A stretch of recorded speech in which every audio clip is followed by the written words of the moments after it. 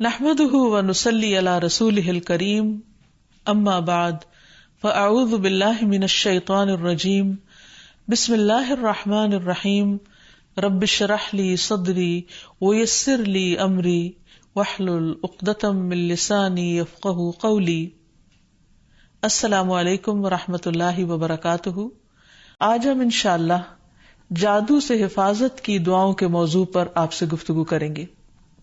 جادو ہو یا کسی بھی قسم کی کوئی اور تکلیف، انسان کو ہمیشہ اپنے رب کی طرف رجوع کرنا چاہیے، کیونکہ ہر مشکل کا حل، ہر تکلیف سے نجات دینے کی طاقت صرف اس کے پاس ہے، کسی اور کے پاس نہیں.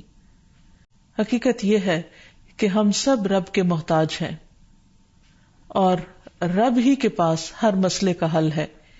اس لیے ہمیں ہر حال میں اٹھتے بیٹھتے سوتے جاگتے جب بھی تکلیف کا احساس ہو، جب بھی کسی ضرورت کا احساس ہو، فوراً اپنے رب کو پکارنا چاہیے. اللہ سبحانہ وتعالی بندے کی دعا ہر وقت قبول کرتا ہے، لیکن اگر کوئی تکلیف یا بیماری ہو یا جادو کی شکایت ہو تو اس کے لیے باقاعدہ طریقے پر بیٹھ کر اپنے رب کو پکارنا، قبولیت کے اوقات میں رب کو پکارنا بہت ضروری ہے، کیونکہ جتنی بڑی مشکل ہوتی ہے اس سے نجات کے لیے اتنی ہی بڑی ایفرٹ بھی لگانی پڑتی ہے. اس لیے ضروری ہے کہ اللہ تعالی سے بہت اچھی طرح دعا کی جائے، گڑ گڑا کر، اور اس سے پہلے اللہ تعالی کی حمد و ثنا اور تعریف کے کلمات کہنا نہ بھولیے. سبحان اللہ والحمد للہ ولا الہ الا اللہ واللہ اکبر ولا حول ولا قوۃ الا باللہ. سبحان اللہ، پاک ہے اللہ، اللہ ہی کی تسبیح ہے. والحمد للہ، اب سب تعریف اللہ کے لیے ہے. ولا الہ الا اللہ، اور نہیں کوئی الہ مگر اللہ. واللہ اکبر، اور اللہ سب سے بڑا ہے. ولا حول ولا قوۃ الا باللہ، اور کسی قسم کی نیکی کرنے کی طاقت اور گناہ سے بچنے کی طاقت نہیں انسان کے پاس مگر اللہ ہی کی مدد سے. اسی طرح کسی بھی تکلیف اور کسی بھی بیماری سے نجات صرف اللہ سبحانہ وتعالی کی مدد سے ہی ہو سکتی ہے. تو جہاں تک جادو کا تعلق ہے تو اس سلسلے میں یاد رکھیے کہ جادو کے بہرحال اپنے اثرات ہوتے ہیں مگر بإذن اللہ. اور اس سلسلے میں ہمیں یہ بھی یاد رہے کہ جادو کے اثرات نبی صلی اللہ علیہ وسلم پر بھی ہوئے تھے. حضرت عائشہ فرماتی ہیں کہ نبی صلی اللہ علیہ وسلم پر جادو کیا گیا اور اس کا اثر یہ ہوا تھا کہ آپ خیال فرماتے کہ کوئی کام آپ کر چکے ہیں، حالانکہ وہ کام ابھی آپ نے نہ کیا ہوتا. لیکن اس جادو کا کوئی تعلق نبی صلی اللہ علیہ وسلم کے فرائض منصبی سے نہیں تھا. یعنی آپ کے اوپر باقاعدہ وحی آتی تھی، آپ لوگوں کو تعلیم دیتے تھے، آپ کی جتنی بھی ذمہ داریاں ہیں ان کو بہت آسان طریقے سے پورا کر رہے تھے. ہاں، بعض اوقات عام روزمرہ کے کاموں میں کچھ خلل واقع ہو جاتا. اسی طرح حضرت عائشہ رضی اللہ تعالی عنہا پر بھی جادو کیا گیا. اس سلسلے میں عمرہ جو ان کی شاگرد ہیں وہ کہتی ہیں کہ ایک مرتبہ حضرت عائشہ بیمار ہو گئی اور ان کی بیماری کا دورانیہ بہت لمبا ہو گیا، یعنی وہ ٹھیک نہیں ہو رہی تھی. اسی دوران مدینہ منورہ میں ایک طبیب آیا، یعنی علاج معالجہ کرنے والا. تو حضرت عائشہ کے بھتیجے ان کے پاس گئے اور انہوں نے حضرت عائشہ کا نام لیے بغیر ان کی ساری علامات بتائیں کہ وہ کس قسم کی تکلیف میں مبتلا ہیں، اور ان سے پوچھا کہ یہ کس قسم کی بیماری ہے. تو اس طبیب نے کہا کہ جس عورت کے بارے میں یہ علامات بتائی جا رہی ہیں ان پر کسی نے جادو کیا ہے. بہرحال تحقیق کرنے پر پتہ چلا کہ حضرت عائشہ کی ایک باندی تھی جس کے ساتھ انہوں نے یہ وعدہ کیا تھا کہ وہ ان کی وفات کے بعد آزاد ہوں گی. تو اس باندی نے آپ پر جادو کر دیا تاکہ حضرت عائشہ کی وفات جلد ہو جائے اور وہ آزاد ہو سکیں. بہرحال اس کے بعد حضرت عائشہ نے اس کو عربوں کے ایک مضبوط قبیلے کے ہاتھوں بیچ دیا اور اس کی قیمت کے بدلے ایک اور غلام کو آزاد کر دیا. تو اس واقعے سے بھی پتہ چلتا ہے کہ بہرحال جادو برحق ہے، یعنی جادو ایک اثر رکھتا ہے. برحق ہونے کا مطلب یہ نہیں کہ اس کا کرنا درست ہے، ہرگز نہیں، بلکہ جادو تو کفر ہے، جادو تو کبیرہ گناہوں میں سے ایک گناہ ہے. لیکن لوگ بہت سے اور کبیرہ گناہوں کی طرح اس گناہ کا بھی ارتکاب کرتے چلے جاتے ہیں. تو اس لیے اس بارے میں معلوم ہونا چاہیے انسان کو کہ یہ کس قسم کی بیماری ہے، کس قسم کی تکلیف ہے، اور اس کے مقاصد کیا ہیں اور اس کا علاج کیا ہے. سب سے پہلی بات تو یہ ہے کہ جادو عموماً دشمنی یا حسد کی وجہ سے کیا جاتا ہے، یا کسی سے کوئی انتقام لینے کے لیے، کوئی بدلہ لینے کے لیے، اور اس کا مقصد یہ ہوتا ہے کہ دوسرے کو تکلیف میں مبتلا کر دیا جائے. یہ بالکل ایسے ہی ہے جیسے لوگوں کو جسمانی طور پر تکلیف میں مبتلا کیا جاتا ہے کہ کسی کو کچھ مارا جائے ہاتھ سے یا کسی ڈنڈے سے تو جسم کو تکلیف ہوتی ہے.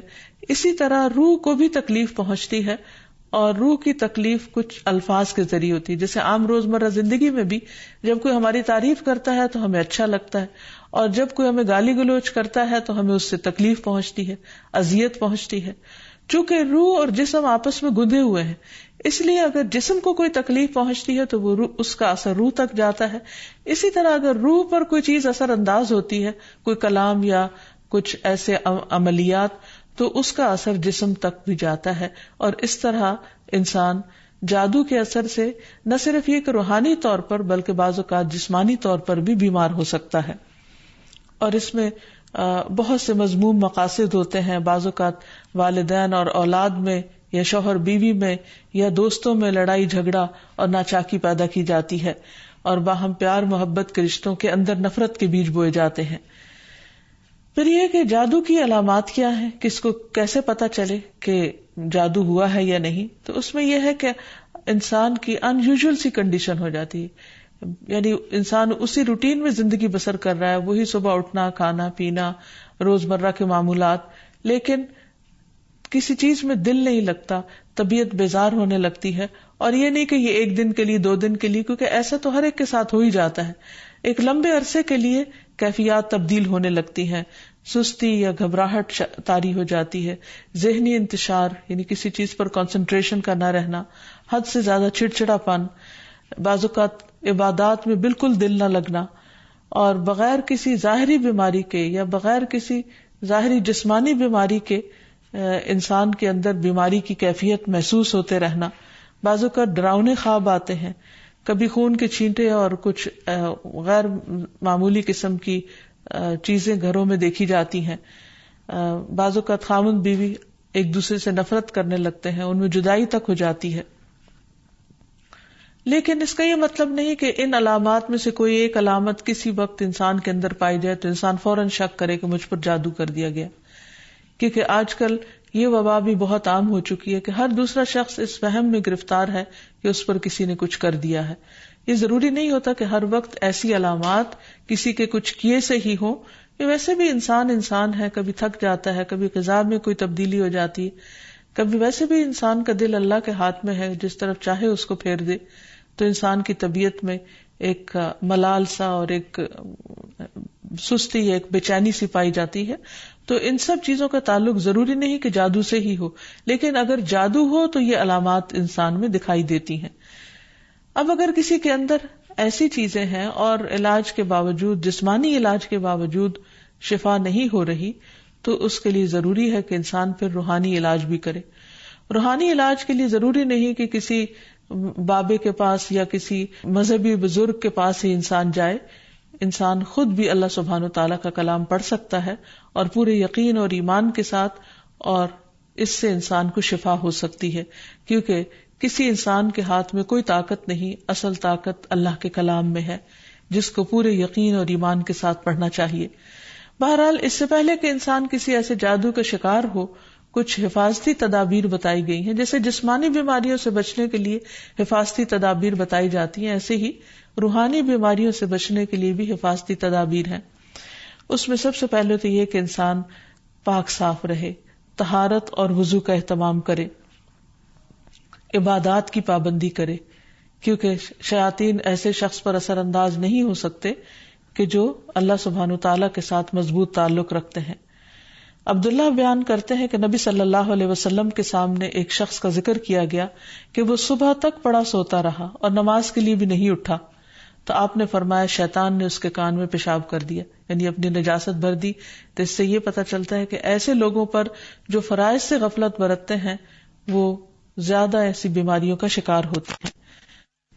اسی طرح عبادات کی پابندی بہت ضروری ہے، کیونکہ جب انسان اللہ تعالیٰ کے آگے جھکتا ہے، اللہ تعالیٰ کے ساتھ اس کا تعلق مضبوط ہوتا ہے، تو نہ تو وہ توہمات کا شکار ہوتا ہے اور نہ ہی وہ جادو اور مختلف چیزوں کا شکار ہوتا ہے، یعنی شیطانی اثرات اس پر کم سے کم ہوتے ہیں. اسی لیے نبی صلی اللہ علیہ وسلم کے سامنے جب ذکر کیا گیا کہ ایک شخص صبح تک پڑا سوتا رہا اور نماز کے لیے بھی نہیں اٹھا، تو اس پر آپ نے فرمایا کہ شیطان نے اس کے کان میں پیشاب کر دیا ہے، یعنی اپنی نجاست اس میں ڈال دی ہے. تو جو شخص شیطانی نجاست کے اثر میں ہو، پھر وہ سب سے بڑی بیماری اس کو لاحق ہو جاتی ہے، چاہے اس کو جادو کہیں یا کچھ اور. لیکن حقیقت یہ ہے کہ انسان جب اللہ کا اطاعت گزار بنتا ہے، رب کا فرما بردار بنتا ہے، تو شیطان اس کو اپنے کنٹرول میں نہیں لے سکتا، کیونکہ اللہ تعالیٰ فرماتے ہیں ان عبادی لیس لک علیہم سلطان، میرے بندے تیرا ان پر کوئی زور نہیں چلتا، کوئی زور نہیں چل سکے گا. ایک اور جگہ پر فرمایا الا عبادک المخلصین، مگر تیرے چنے ہوئے بندے. تو ہمیں ایسے بندوں میں شامل ہو جانا چاہیے جو اللہ کے محبوب ہیں، اللہ کے چنے ہوئے ہیں، اور اس کے لیے اللہ تعالیٰ نے جو ہمیں احکامات دیے ہیں، جو طریقے سکھائے ہیں، ان کے مطابق زندگی بسر کی جائے. پھر اسی طرح یہ ہے کہ کثرت سے اللہ تعالیٰ کا ذکر کیا جائے، خصوصاً استغفار، کیونکہ بہت سی تکلیفیں انسان کے اپنے ہی گناہوں کی وجہ سے آتی ہیں. جیسے آتا ہے ما اصابکم من مصیبت فبما کسبت ایدیکم، جو بھی مصیبت تم کو پہنچی وہ تمہارے اپنے ہاتھوں کی کمائی کی وجہ سے تھی. پھر اسی طرح اپنے گھروں کو تصاویر اور مجسموں سے پاک کرنا چاہیے، کیونکہ رسول اللہ صلی اللہ علیہ وسلم نے فرمایا فرشتے اس گھر میں داخل نہیں ہوتے جہاں کتا اور تصویر ہوتا ہے. پھر حفاظتی تدابیر میں سے یہ بھی ہے کہ انسان اپنے کھانے پینے کی عادات کو درست کرے، اور اس میں خصوصاً نبی صلی اللہ علیہ وسلم نے صبح کے وقت اجوا کھجور کھانے کا حکم دیا. آپ نے فرمایا جو شخص صبح کے وقت 7 کھجوریں کھائے گا یعنی اجوا، اس روز جادو اور زہر سے بچا رہے گا، یعنی اس کے اندر اتنی امیونٹی پیدا ہو جاتی ہے کہ پھر برے اثرات، زہریلے اثرات اس کو نقصان نہیں دے سکتے. پھر اسی طرح مختلف مواقع پر مسنون اذکار کا اہتمام کرنا، مثلاً بیت الخلاء جاتے وقت نبی صلی اللہ علیہ وسلم نے سکھایا اللہم انی اعوذ بک من الخبث والخبائث، اے اللہ بے شک میں ناپاک جنوں اور جننیوں سے تیری پناہ چاہتا ہوں، کیونکہ جادو میں بھی عموماً جنات کو استعمال کیا جاتا ہے اور وہ گندی جگہوں پر رہنا پسند کرتے ہیں. اسی لیے جب کوئی بیت الخلاء جائے تو یہ دعا پڑھ لے تو انشاءاللہ اس سے ان کے شر سے محفوظ رہے گا. پھر اسی طرح آپ نے فرمایا جنوں کی آنکھوں اور بنی آدم کی شرم گاہوں کا پردہ یہ ہے کہ جب کوئی بیت الخلاء جائے تو بسم اللہ پڑھ لے تو کوئی بھی اس کو پھر دیکھ نہیں سکتا. پھر اسی طرح شوہر بیوی کے خاص تعلق میں بھی دعا سکھائی گئی، بسم اللہ اللہم جنبنا الشیطان وجنب الشیطان ما رزقتنا، اللہ کے نام کے ساتھ میں شروع کرتا ہوں، اے اللہ ہمیں شیطان سے بچا اور شیطان کو اس چیز سے دور رکھ جو اس کے نتیجے میں تو ہمیں عطا فرمائے.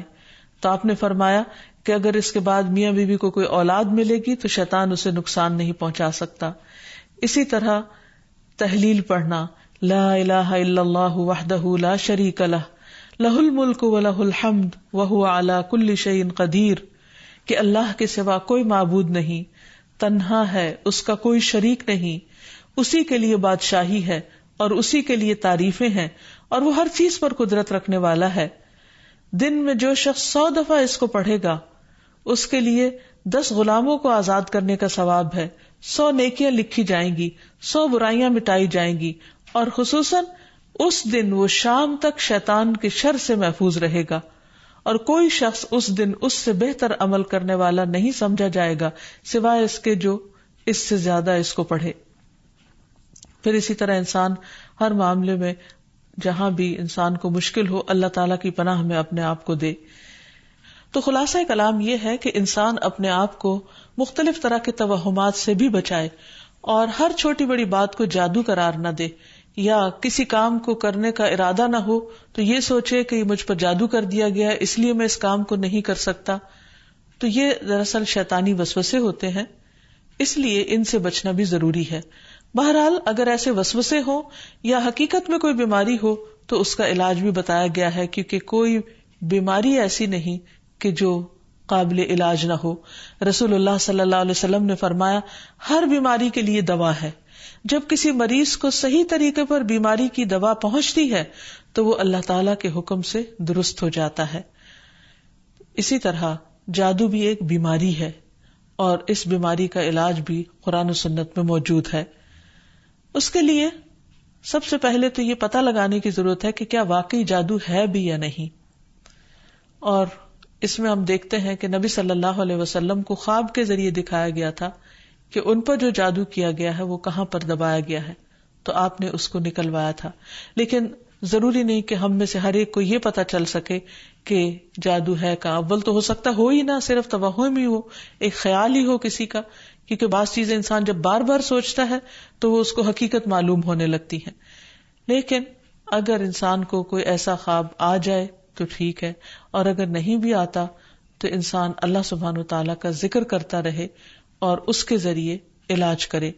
اس میں خاص طور پر شرعی دم جسے رقیہ شرعیہ کہا جاتا ہے، آج کل مختلف قراء کی آواز میں قرآن مجید کی سلیکٹڈ آیات ریکارڈ کر دی گئی ہیں. مریض اس کو بار بار سنتا رہے تو انشاءاللہ اس کا توڑ ہو جائے گا. پھر اسی طرح اللہ تعالیٰ کی کتاب سے علاج، کیونکہ قرآن مجید میں آتا ہے وَنُنَزِّلُ مِنَ الْقُرْآنِ مَا هُوَ شِفَاءٌ وَرَحْمَةٌ لِّلْمُؤْمِنِينَ، اور ہم قرآن کے ذریعے سے وہ چیز نازل کرتے ہیں جو مومنوں کے لیے شفا اور رحمت ہے. تو قرآن مجید میں جیسے سب سے پہلے سورۃ الفاتحہ پڑھنا، کیونکہ اس کے اندر اللہ تعالیٰ سے مدد مانگی جاتی ہے. ایاک نعبد و ایاک نستعین، صرف تیری ہم عبادت کرتے ہیں اور صرف تجھی سے ہم مدد چاہتے ہیں کہ یا اللہ تو ہماری اس بیماری اور تکلیف کو دور فرما دے. پھر اسی طرح آیت الکرسی، کیونکہ جب انسان آیت الکرسی پڑھتا ہے تو اللہ سبحانہ وتعالیٰ کی طرف سے اس کے لیے ایک خاص محافظ مقرر کر دیا جاتا ہے، اور اگر رات کو انسان پڑھ کر سوتا ہے تو صبح تک وہ فرشتہ انسان کی حفاظت کرتا ہے. پھر اسی طرح سورۃ البقرہ کا پڑھنا، رسول اللہ صلی اللہ علیہ وسلم نے فرمایا سورۃ البقرہ پڑھا کرو، کیونکہ اس کا پڑھنا باعث برکت ہے، اسے چھوڑنا باعث حسرت ہے، اور اس کے پڑھنے والے پر جادوگر قدرت نہیں پا سکتے. یعنی جو شخص قرآن پڑھتا ہے، خصوصاً سورۃ البقرہ پڑھتا رہتا ہے، تو کسی کا جادو اس شخص پر اثر نہیں کرتا. پھر اسی طرح معوذات پڑھنا، رسول اللہ صلی اللہ علیہ وسلم نے فرمایا صبح اور شام 3 بار معوذات کہہ لو تو یہ تمہاری ہر چیز سے کفایت کریں گی. یعنی سورۃ الاخلاص، قل اعوذ برب الفلق اور قل اعوذ برب الناس. اس کے علاوہ بھی مریض قرآن مجید کی تلاوت کثرت کے ساتھ کرتا رہے، اور پھر اگر ہو سکے تو بیری کے پتوں کو پانی میں ملا کر اس پانی سے غسل کر لے. اس کو بھی ایک مؤثر علاج کے طور پر بتایا گیا ہے. لیکن اس کے ساتھ ساتھ انسان غیر شرعی طریقوں سے مکمل طور پر پرہیز کرے، کیونکہ اس سے انسان کے ایمان اور عقیدے میں خلل واقع ہو جاتا ہے. رسول اللہ صلی اللہ علیہ وسلم نے فرمایا جس نے حرام چیز کے ساتھ علاج کیا اللہ تعالیٰ اس کے لیے اس میں شفا نہیں بنائے گا، یعنی اس کو پھر فائدہ نہیں ہوگا. پھر اسی طرح جادو کا علاج جادو سے نہیں کرنا چاہیے. یعنی اگر انسان کو کبھی ایسا وہم ہو تو جادوگروں کے پاس نہ جائے، یا ایسے طریقے اختیار نہ کرے کہ جس سے جو ہمارے دین میں نہیں یا ہماری شریعت کے خلاف جاتے ہیں. رسول اللہ صلی اللہ علیہ وسلم نے فرمایا جو جادو کرے یا جادو کروائے یا جو کسی کاہن کے پاس آئے اور اس کی بات کی تصدیق کرے تو اس نے اس چیز کا انکار کیا جو محمد صلی اللہ علیہ وسلم پر نازل ہوئی. اسی لیے غیر شرعی جھاڑ پھونک سے مکمل اجتناب کرنا چاہیے.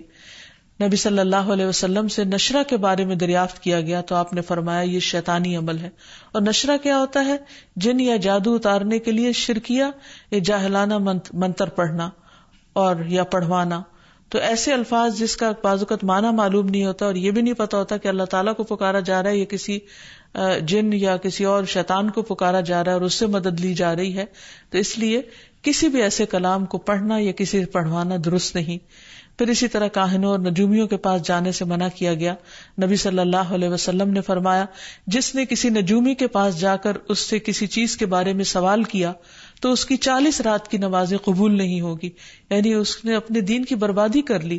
تو اس لیے کسی کے پاس جانے کی بجائے خود انسان زیادہ سے زیادہ قرآن مجید پڑھے. اور اگر وہ پڑھا ہوا نہیں تو آج ہر طرف بہت سی کیسٹس اور سی ڈیز اور ایسی چیزیں ملتی ہیں کہ جس سے انسان قرآن مجید کی تلاوت مسلسل سن سکتا ہے.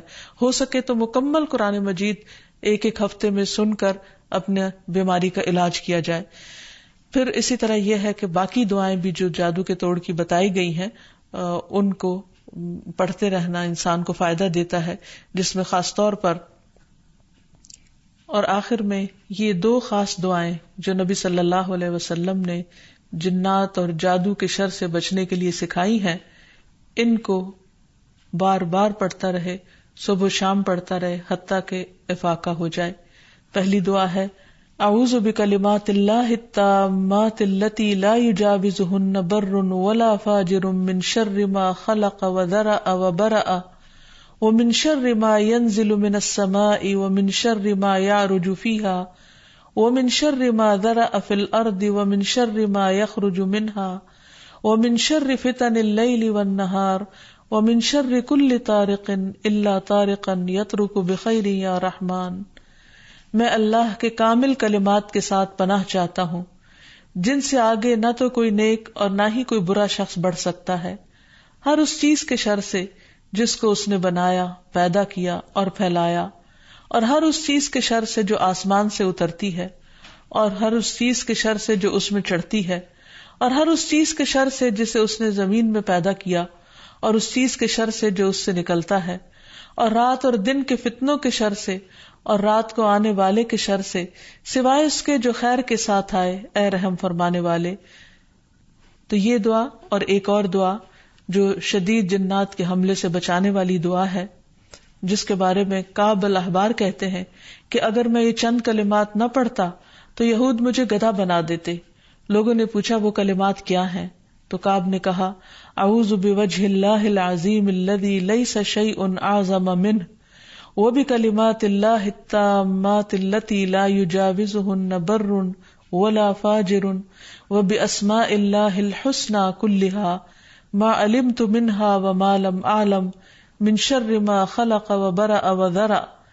میں اللہ کے عظیم چہرے کی پناہ مانگتا ہوں جس سے عظیم کوئی اور چیز نہیں، اور اس کے مکمل کلمات کے ساتھ پناہ چاہتا ہوں جن سے آگے نیک یا بد نہیں بڑھ سکتا، اور اس اللہ کے تمام اسماء حسنہ کے ساتھ پناہ چاہتا ہوں جن کو میں جانتا ہوں اور جن کو میں نہیں جانتا، ہر اس چیز کے شر سے جس کو اس نے بنایا، پیدا کیا اور پھیلایا۔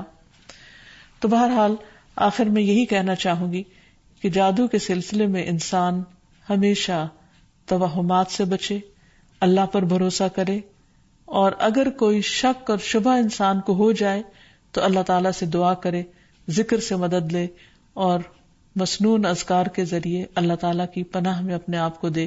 اللہ تعالیٰ ہم سب کو ہر طرح کے شر سے محفوظ رکھے۔ وآخر دعوانا ان الحمد للہ رب العالمین۔ السلام علیکم ورحمۃ اللہ وبرکاتہ۔